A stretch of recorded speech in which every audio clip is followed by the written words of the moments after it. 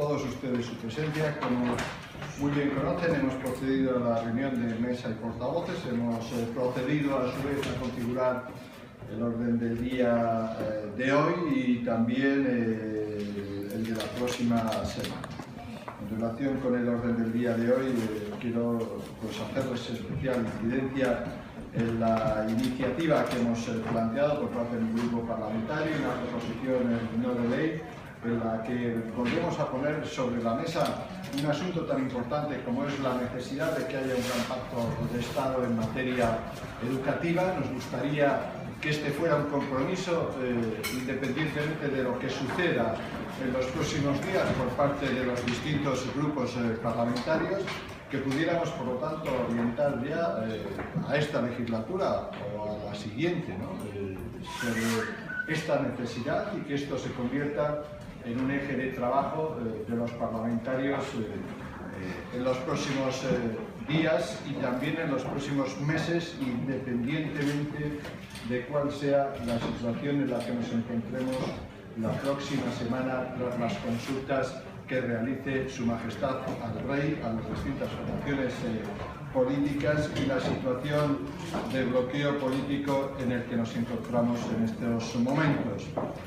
Creo que el que pudiéramos tener finalmente, y una vez analizadas los resultados de la legislación que ha puesto en marcha el Gobierno del Partido Popular a lo largo de esta legislatura y su impacto sobre la comunidad estudiantil, las demandas de los profesores, de las universidades, de los rectores, de los catedráticos de universidad y de enseñanza sobre el futuro de nuestra educación, así como también la posición de los padres y las posiciones políticas, sería muy deseable que hiciéramos y alcanzáramos un acuerdo y un consenso en algo tan importante para el futuro de un país como el nuestro, como es precisamente el hecho de intentar alcanzar un acuerdo de Estado en materia de educación que implicara que contamos por primera vez en nuestro país con un marco estable legislativo independientemente de cuáles sean los gobiernos que en su momento se vayan produciendo y que, aunque voluntariamente puedan evidentemente retocar, actualizar o modificar alguna cuestión, sirva de elemento común y transversal para el futuro de nuestros hijos y del sector educativo en un país como el nuestro. Como todos ustedes saben, también en el orden del día se había incorporado una sesión ordinaria de control. Saben cuál es la posición del grupo parlamentario, saben cuál es la posición del Gobierno. No caben las sesiones de control ordinaria, así lo ha decidido y lo ha dicho clarísimamente los servicios jurídicos de esta Cámara, así lo ha manifestado el secretario de la Cámara y por lo tanto, mire, no cabe hacer sesiones de control. El Gobierno ya ha anunciado que no iba a comparecer a esa sesión de control y por lo tanto la sesión de control decae, como decaería en el caso de que en otras ocasiones se comunicaran ausencias por parte del Gobierno o alguno de los diputados preguntantes pues no pudiera comparecer o no estuviera a la hora de hacer las preguntas. Es decir, decae con naturalidad y a nuestro juicio además decae con sentido jurídico. No creemos que tenga sentido hacer sesiones de control al Gobierno cuando además la Cámara ha aprobado por mayoría, con su voto en contra, evidentemente, de plantear un conflicto que debe de resolver el Tribunal Constitucional. Por lo tanto, mire, más allá de lo que pueda ser una vocación por parte de algunos de intentar utilizar el Parlamento con fines electorales, buscando desgastar a un gobierno en funciones, no tiene ningún sentido que se produzcan este tipo de sesiones de control ordinario, insisto, ni tampoco comparecencias de control ordinario a ningún miembro del Gobierno. Esta ha sido la posición que hemos mantenido, que hemos sostenido, pero evidentemente hay momentos o ha habido situaciones a lo largo de esta legislatura, de estas semanas, en las que el Gobierno, en funciones, y la Cámara también de acuerdo con ellos, hemos entendido que tendrían que producirse esas comparecencias. Hoy mismo se ha producido la comparecencia del Ministro de Economía y eso tiene que ver efectivamente con la decisión de un Gobierno en funciones que a veces tiene que tomar decisiones que requieren el conocimiento de la Cámara y su aprobación, especialmente aquellas que tienen que ver con decisiones que pueden comprometer a futuros gobiernos. Este ha sido el criterio que hemos venido utilizando y de esa forma se han producido la comparecencia del presidente del Gobierno, del ministro de Economía, del ministro de Hacienda y de algunos otros ministros a lo largo de todo este tiempo, incluido el ministro de Asuntos Exteriores y otros miembros del Gobierno, como el secretario de Estado para la Unión Europea. También en la mesa hemos procedido a tener una respuesta a la carta que formulábamos ayer desde el Grupo Parlamentario Popular. Ayer nos dirigimos al presidente del Congreso. Entendemos que la próxima semana es una semana extraordinaria, es una semana excepcional, una semana de trascendencia para el futuro y el devenir de esta legislatura. El lunes y el martes se producen las consultas del jefe del Estado a los distintos miembros de las formaciones políticas aquí representadas y además con una llamada que tendrá que hacer evidentemente Su Majestad el Rey al presidente del Congreso para comunicarle cuál es su impresión respecto a la posibilidad de celebrar un pleno de investidura. En ese sentido no tenía ni tiene, a mi juicio, ningún sentido que durante el martes se esté celebrando mesa y portavoces por la mañana y pleno por la tarde cuando Su Majestad el Rey está en plena sesión de consultas.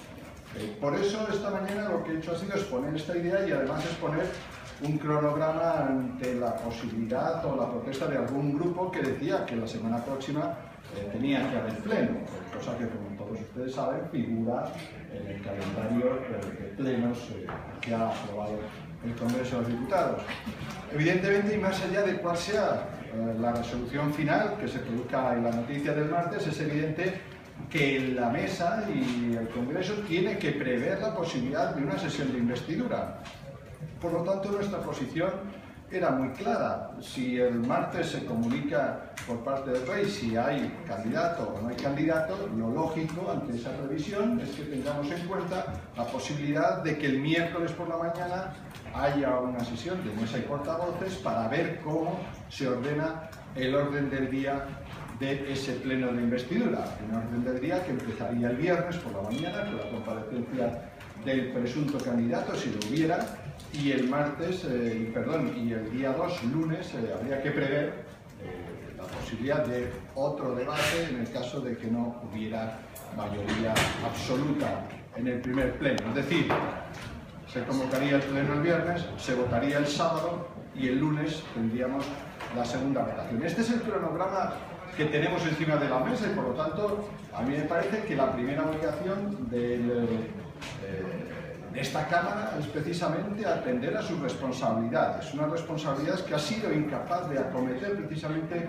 por el bloqueo al que a esta Cámara ha sometido el señor Sánchez, negándose a la posibilidad de un gran acuerdo con el Partido Popular para conformar una mayoría suficiente, la que se incorporara a Ciudadanos y contar con 252 votos en las distintas sesiones para sacar adelante esta legislatura. Esto es lo que hubiéramos deseado y ahora veremos la responsabilidad que cada uno asume en la situación que estamos o en la situación que pueda producirse a lo largo de los próximos días. Pero insisto, la obligación me parece primigenia de esta Cámara es constituir un gobierno y por lo tanto en una semana como en la que estamos lo lógico y lo natural era que la sesión plenaria que se fuera a celebrar sería la que se celebrara en cualquier caso el viernes. Quiero decirles a ustedes que lamentablemente mi opinión no ha sido plenamente tenida en cuenta y el gobierno de la Cámara. La mayoría en la Cámara ha decidido que hay que tener un pleno el miércoles por la tarde, con cuestiones ordinarias en el orden del día, ¿no? Para aprobar dos proposiciones no de ley y dos proposiciones de ley que son indudablemente de una extraordinaria trascendencia para el país, pero que evidentemente a mí me parece una verdadera tomadura de pelo. Tener a la Cámara reunida o reunir a la Cámara, al Congreso de los Diputados, 350 diputadas y diputadas a una sesión ordinaria del Pleno del Congreso, como si no pasara nada, pues resulta ciertamente pintoresco, ¿no? En primer lugar, porque, claro, si hubiera Pleno, porque un candidato tuviera una mayoría suficiente para ser investido, oiga, espérense ustedes, no sé qué prisa tienen, ¿no? Esto de reunirse el miércoles por la tarde. Y en segundo lugar, quedaría ridículo ante la opinión pública, en mi opinión, que nos reuniéramos aquí el miércoles para aprobar cosas que sabemos que no condicionan a nadie.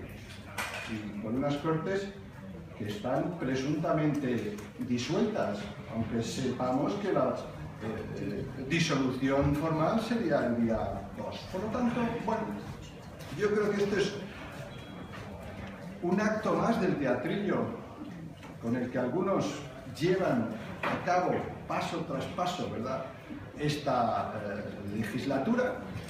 Me parece sencillamente muy lamentable, no ya por los temas, insisto, que vayan a verse ese día, que sin duda alguna son de extraordinaria relevancia. Nosotros nos toca una proposición no de ley, hablaremos de la situación de Venezuela, que era la que estaba en el orden del día y la que nos corresponde. Espero que algunos puedan explicar en ese debate sus relaciones con el gobierno del señor Maduro, la utilización del avión privado del señor Maduro y su financiación, esos papeles de Venezuela que nadie explica y de los que al parecer pues, en este país no se puede hablar mucho porque esto afecta a una formación política que no soporta muy bien la crítica. Y esto es lo que hay. He visto también que han incorporado al orden del día para el miércoles por la tarde la creación de una comisión de investigación sobre el accidente de Angrois. Bueno, esto ya con el voto favorable del Partido Socialista y de Ciudadanos. Esto ya, de Podemos, que lo proponente, evidentemente. Esto ya, mire, es que ya es la usurpación total y rebajar a este Parlamento a la nada. Es que, mire usted, cuando hay un procedimiento como es el de Angrois, que está en unos tribunales, cuando este asunto se ha visto en los tribunales, cuando a lo largo del procedimiento se ha visto claramente que la responsabilidad sobre ese desgraciado accidente que ha costado 89 personas, hay alguien que quiera abrir paralelamente una comisión de investigación aquí y que esto cuente con el apoyo y la ayuda de un partido que es el Partido Socialista, pues me parece ciertamente absurdo. Absurdo porque el primero que tendría que comparecer es precisamente el gobierno del señor Rodríguez Zapatero, que fue el que diseñó el trazado de ese tren y el que aprobó las distintas medidas de seguridad. Y además el señor Blanco, que era el ministro de entonces. Yo no sé en qué está el Partido Socialista, pero desde luego debe de estar en algo muy raro para aprobar que ahora se quiere una comisión de investigación a iniciativa de Podemos, Mareas, diré de las Mareas, porque esto también lo de Podemos es un poco raro, ¿no? Luego si quieren entro a valorar esta cuestión de rareza, esta rareza.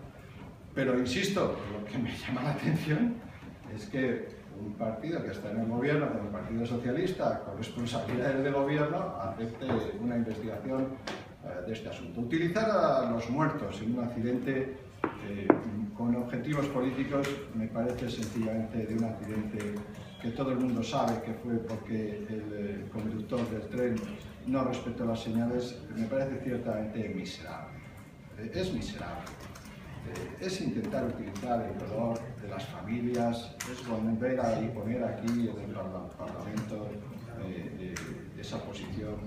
Y yo pues insisto, me parece miserable y deleznable. No todo vale en política, ¿no? Y menos pues esto, que alguien que ha tenido responsabilidad del gobierno se manifieste a favor de una comisión con el sencillo argumento de decir, no, si nos van a disolver.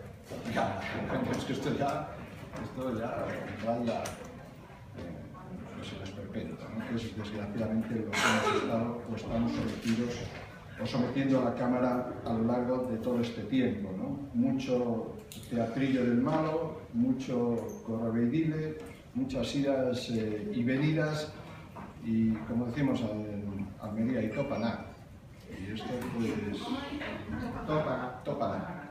Entonces, pues mire, yo creo que hay que ser más serio, hay que respetar a la gente, hay que ser coherente, y desde hace ya 4 meses todo el mundo sabía cuáles eran las posibilidades. Se exploró una posibilidad, que era la posibilidad de izquierdas. El señor Sánchez se dio cuenta que eso no daba, sencillamente porque los señores de Podemos lo que están es a destruir al señor Sánchez y a su partido y a comérselo con papas. Y el señor Sánchez lo que está es a ver cómo se libra y se come también a los de Podemos o a los viceversa. Y luego el señor Rivera, que lo que hace es echarle todos los días la culpa de todo lo que pasa y deja de pasar, porque tiene que hacer oposición a Rajoy. Bueno, sabrá por qué razón. Pero bueno, este es el panorama. Y ante este panorama, pues hemos llegado a una situación de bloqueo institucional, pues a mi juicio, enormemente perjudicial para el conjunto de los ciudadanos. No sé si habla último minuto o no habla último minuto. Esto allá cada uno. Su responsabilidad. Todo el mundo sabe que los movimientos y las situaciones que se producen ahora son las mismas del día 21, la misma.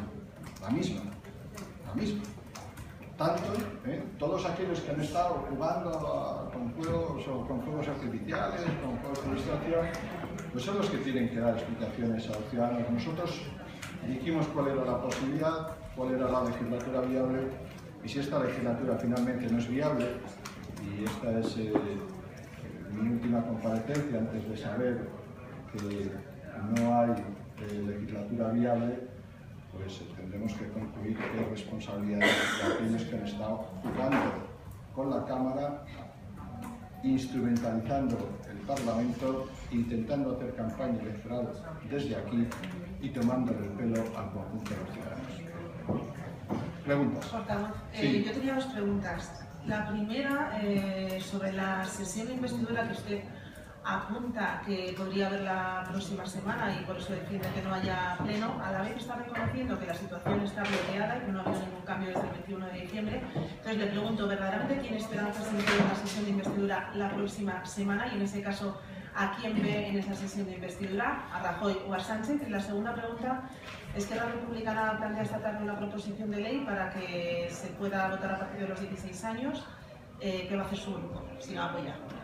Sí, sobre la segunda pregunta, no vamos a apoyar la reducción de la edad para el sufragio activo, porque además no se incorpora una modificación de la capacidad para el sufragio pasivo, es decir, los menores de 16 años pueden votar pero no pueden resultar electos. Oiga, esto es como tener ciudadanos a medias, ¿no?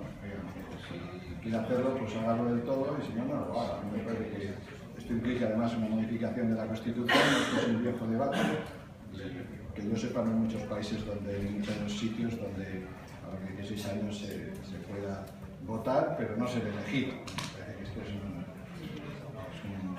canto a Galicia, por decirlo de alguna forma, ¿no? O sea, no tiene mucha viabilidad, ¿no? En este caso. Es muy bonito, pero queda bien, pero nada más, ¿no? Respecto de quién, si hay sesión de investidura, ¿quién podría ser el candidato? Pues mire, está muy claro. Si alguien puede ser candidato es el señor Rajoy, pero eso depende del señor Sánchez. Esto es así.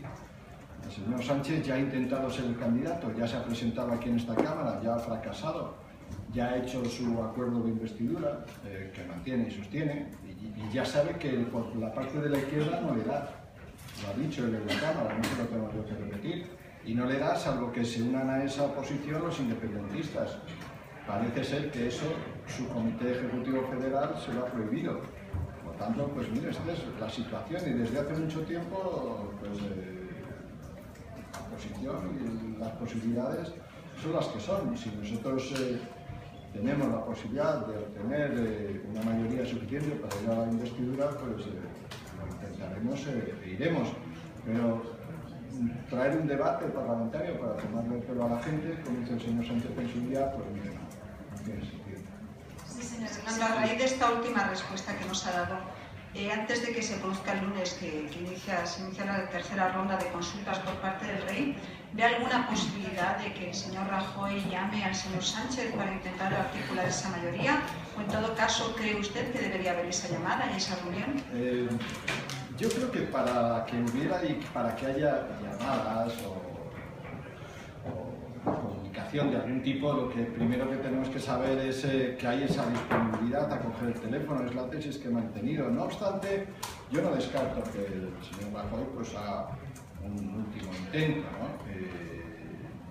Pero yo ya le digo, o cambia mucho el señor Sánchez o eso va a ser una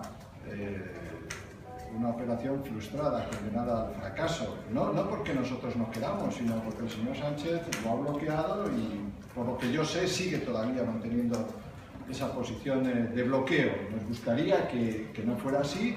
Yo desearía que el señor Sánchez pues, finalmente desbloqueara esa posibilidad, que aceptara el resultado de las elecciones. Es que, claro, estamos ante una situación chocante, y es que tiene que gobernar, según el señor Sánchez, el que ha perdido las elecciones y tiene 90 escaños. Es que un gobierno de 90 escaños es imposible. Es imposible. O sea, porque no se trata solo de obtener un día una ventaja en una votación, o una mayoría en una votación. Se trata de gobernar el país. Es que hay que gobernar España, y con 90 escaños es muy difícil gobernar España. Yo diría que imposible. Ya sabe usted las condiciones que han planteado quien teóricamente puede sumar, esa suma que, según el señor Sánchez, no da, que son los señores de Podemos, ya le han dicho, y están hablando de legislaturas de 18 meses, que tiene que estar en el gobierno, que tiene que romper sus acuerdos, que tiene que renunciar a lo que ha hecho con el señor Rivera. Bueno, pues esta es la posición, ¿no? Y yo pues veo eso muy poco viable. Sorpresa se da la vida, eso es evidente, pero no lo veo. ¿Alguna pregunta más? María. Sí. Me llama mucha atención el planteamiento que lleguemos a la conclusión después de 4 meses que estamos exactamente en las mismas posiciones que hace 4 meses, que el día 21 de diciembre. Entonces me pregunto qué hubiera pasado si nadie se hubiera sometido a la primera sesión de investidura, si dentro de 4 meses podríamos estar igual. Y por otra parte, aunque los niveles de responsabilidad se repartan de forma distinta, ¿cómo se le explica al ciudadano que 4 meses después aquí no se ha movido nada? Bueno, no se ha movido nada porque sencillamente ha habido quien ha decidido que no se moviera nada.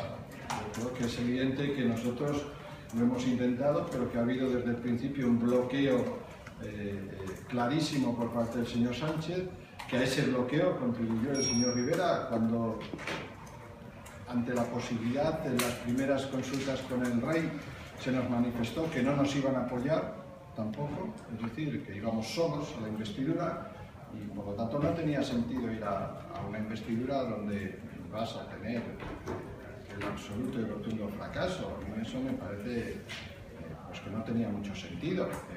El señor Sánchez aprovechó la situación para sacar la mano y decir yo voy, y yo tengo mayoría. Luego se demostró que eso era falso y bueno, pues en esta situación estamos. ¿Qué es lo que hubiera pasado? Mire, pues no lo sé. Esto es... el mundo de lo que no ha sucedido está lleno de ilustres fantasmas, pero no lo sé qué hubiera sucedido si no se hubiera producido ese pleno. Seguramente hubiéramos buscado un desbloqueo de la situación, o a lo mejor el señor Sánchez pues había caído antes del caballo, había asumido cuál es su situación parlamentaria y hubiera decidido apoyar al señor Rajoy. Yo creo que eso se podría haber producido, pero bueno, insisto, estamos donde estamos, la situación sigue bloqueada porque hay quien ha decidido bloquearla y ya está. Y yo no con esto pretendo desplazar culpas a nadie, es la evidencia de la situación en la que estamos. Sí, la última cerrada que están esperando. Sí, señor Hernando. Mañana hay reunión en la Moncloa. El señor Puigdemont va a venir con una oferta de referéndum pactado que le haría aparcar su hoja de ruta. Rajoy, dicho ustedes, han explicado que le va a decir que no. Pero más allá de eso, ¿tiene previsto el presidente del gobierno formular algún tipo de oferta de desbloqueo o de presentar algún tipo de alternativa? Y si es así, ¿en qué términos? Bueno, el presidente va a escuchar atentamente al señor Puigdemont en lo que sean sus reivindicaciones. Como todos ustedes saben, reivindicaciones que no tienen ningún sentido para nosotros, que atentan contra la soberanía nacional, contra nuestra Constitución, y por lo tanto no estamos dispuestos en ese sentido a hacer ningún tipo de concesión, porque sería sencillamente ir en contra de la ley y de la Constitución. Y el Gobierno en funciones evidentemente ya ha manifestado que no está dispuesto a esto. Sobre otras cuestiones que tengan que ver con lo que es el normal funcionamiento de las instituciones, en lo que se refiere a las cuestiones del orden del día, a la situación de la financiación, bueno, pues vamos a ver qué es lo que expone el señor Puigdemont y escucharemos atentamente, ¿no? Evidentemente, como usted mismo sabe, ha habido contactos y los sigue habiendo, ¿no?, a través de las distintas comisiones intersectoriales entre los distintos ministros y los consejeros de la Generalitat, ¿no?, para arreglar algunas cuestiones que, como usted sabe, son complejas, especialmente la de la financiación, ¿no? Y en esto estamos pues estamos dispuestos a seguir hablando con el objetivo de evitar el colapso de las finanzas en Cataluña. Esto es un objetivo de Estado, es un objetivo que nos compete a todos, y vamos a hacer lo posible porque eso sea así, independientemente de que volvamos a manifestar la necesidad de que las comunidades autónomas, que son una parte esencial del Estado, también como miembros del Estado, sean capaces de darse cuenta de su responsabilidad a la hora de cumplir con los compromisos de déficit y con nuestras responsabilidades ante las instituciones europeas. Últimas sesiones al fondo, última ya, que esperan. No, solo una duda que a ver si se puede resolver. ¿Por qué abren siquiera una rendija a esa posibilidad de una investidura? ¿Forma parte de una estrategia preelectoral ya? ¿O realmente hay algo que les permita a ustedes abrir esa rendija? No, es que me parece que es una previsión sensata y normal. Hay esa posibilidad, hay unas consultas y por lo tanto, en virtud de esas consultas, tiene que haber una previsión de unos órdenes del día posible, de la posibilidad de que haya esa investidura. Esto no quiere decir que sea una cuestión que dependa del Partido Popular, porque, insisto, a nosotros nos gustaría desbloquear esta legislatura y seguir adelante con la misma, aunque es una situación evidentemente compleja, pero eso solo se puede producir con un gran acuerdo, ese gran acuerdo que hemos ofrecido desde el principio.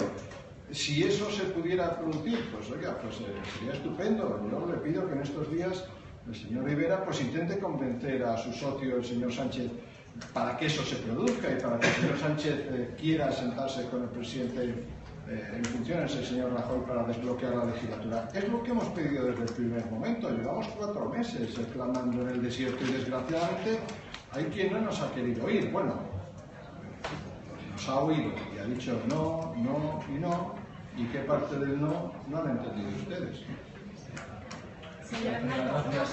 Marisa, vete fuera si quieres, por favor, es que nos van a regañar. Le quería preguntar por las situaciones del partido. Después de la renuncia del ministro Soria, se han aprobado ciertas cruces de declaraciones entre ministros y dentro del gobierno. Ayer el señor Aznar también apuntaba contra Hacienda al anunciar esa denuncia por la revelación de datos tributarios. Yo quería saber si con el horizonte electoral a la vista a su partido le preocupa esta situación interna, esta cuestión interna. No, yo creo que a veces, Marisa, se sacan las cosas de quicio, ¿no? Yo creo que hay la defensa de los derechos individuales de los ciudadanos, en este caso el señor Aznar, ha decidido, a mi juicio, de forma sensata, denunciar lo que es una filtración que yo considero que es intolerable porque todos los ciudadanos somos iguales ante la ley, ¿no? Y por lo tanto, yo creo que eso se tiene que investigar, como en su día se tiene que investigar las filtraciones parciales que se producen de los sumarios periciales.